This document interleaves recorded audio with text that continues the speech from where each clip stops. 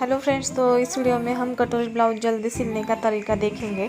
तो यहाँ पर एक कटोरी का पार्ट है और ये दोनों साइड से हमें रख देना है, क्योंकि अगर हम एक एक स्टिच करेंगे तो ये कभी कभी एक साइड से ही स्टिच हो जाता है, मतलब दोनों पार्ट एक ही साइड से होते हैं।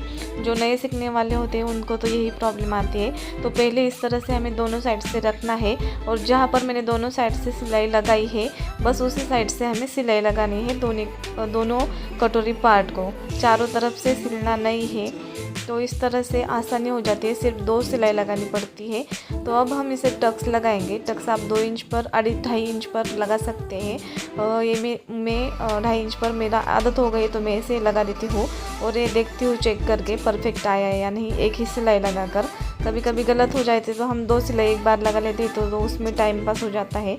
तो पहले एक सिलाई लगाकर हमें देखना चाहिए कि ये कटोरी हमारा कैसा दिखता है। तो उसके बाद में जो साइड पैटर्न होता है कटोरी के साइड का, तो उसे भी हमने दोनों साइड से रखना है, एक ही साइड से नहीं रखना, दोनों बाजू में दोनों साइड से रखना है, तो वो गलत नहीं होता।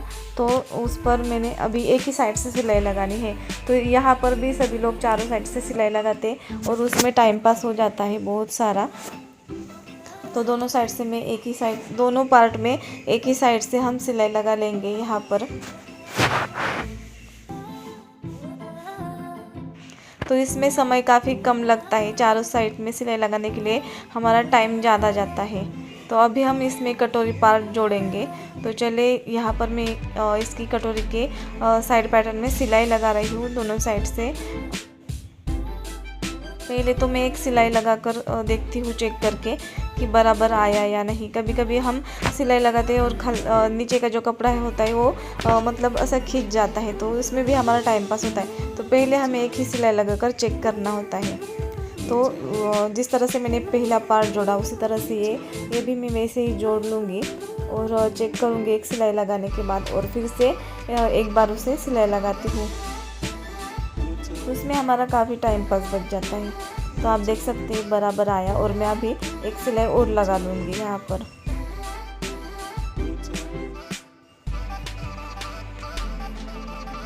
तो अब जो क्रॉस पट्टी होती है, मतलब जो अभी मैंने यहाँ पर दोनों साइड से रखा है, ये से भी हमें दोनों साइड से रख कर इसे सिलाई लगानी है। यहाँ पर अब मैं दोनों साइड से एक एक सिलाई लगा लूँगी।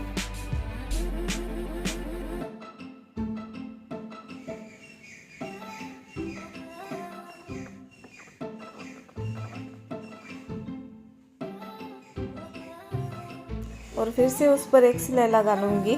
ये सिलाई अगर आपको बहुत ज़्यादा कम टाइम है सिलने के लिए तो ये सिलाई आप स्किप भी कर सकते हो, कोई प्रॉब्लम नहीं। और ये सिलाई आपको लगा देना ऊपर की साइड से। अभी मैंने दोनों साइड से सिलाई लगा दूँगी और इसे हमें पहले से ही शेप दे देना है। जिस तरह से हमने सिलाई लगाई उसके बाद ही हमें शेप लगाना है। और स्टिच करने के बाद अब कभी कभी ये कपड़ा मतलब खींचता है, तो इसलिए हमें पहले से ही इसे कट कर देना है।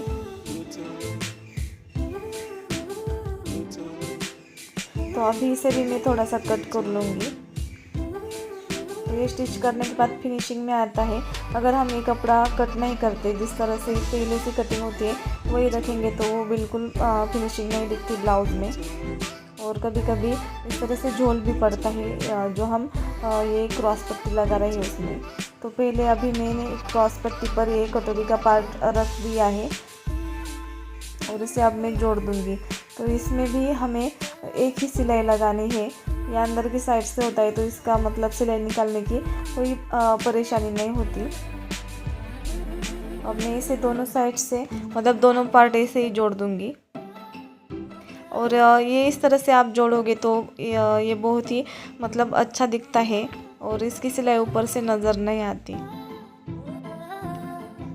अब ये साइड का मैं कट कर दूंगी और जो अभी ये पैटर्न है साइड का उसे भी इस तरह से जोड़ दूंगी।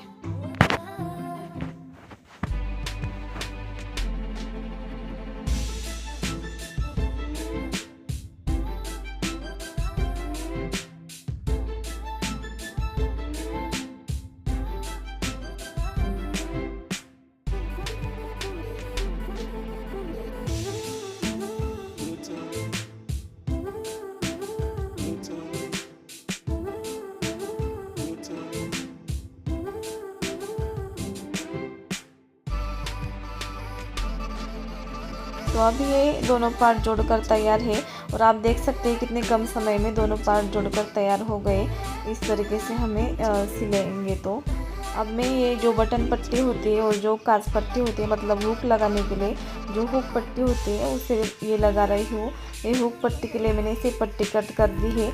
अगर इसमें भी आप समय बचाना चाहते हैं तो आप जब भी कटिंग करते हैं तो ऐसे पट्टी आप निकाल कर रख सकते हो, उससे भी आपका टाइम पास बच जाता है।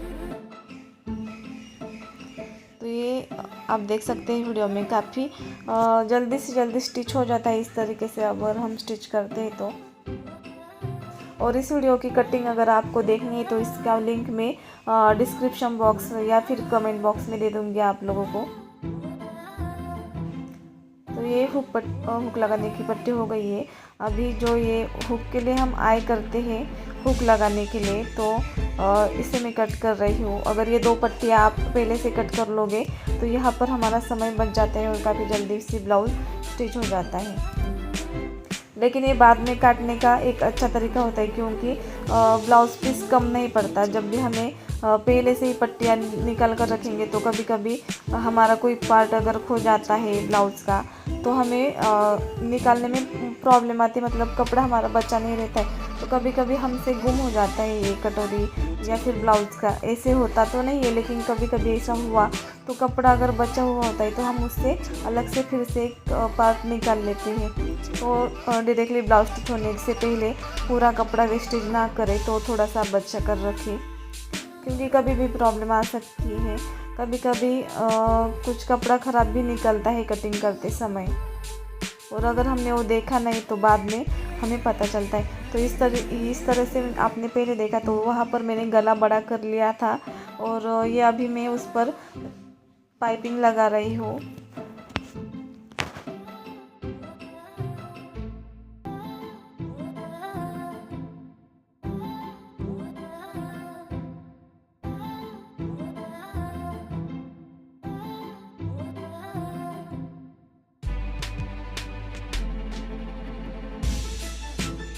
और अब यहाँ पर भी पाइपिंग लगाने के तुरंत बाद ही जो हम हुक लगाने के लिए आई बनाते हैं तो ये मैं अभी कर लूँगी। मतलब यहाँ पर भी हमारा टाइम बचता है। कभी कभी हम बाद में करते हैं तो थोड़ा सा टाइम पास हो जाता है। पाइपिंग लगाने के तुरंत बाद इसे आई बना लोगे तो ये भी सिंपल तरीका होता है फास्ट जल्दी बनाने का ब्लाउज़।